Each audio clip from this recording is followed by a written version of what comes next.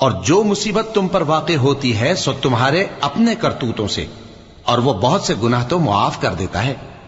और तुम जमीन में अल्लाह को आजिज नहीं कर सकते, और अल्लाह के सिवा न तुम्हारा कोई दोस्त है और न मददगार।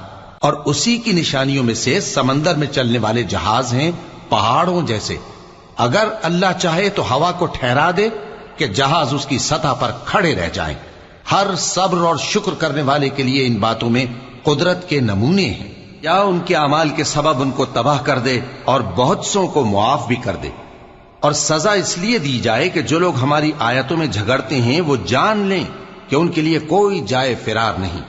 लोगों, जो मालो मता तुमको दिया गया है वो दुनिया की जिंदगी का नापायदार फायदा है, और जो कुछ अल्लाह के यहां है वो बेहतर और बाकी रहने वाला है।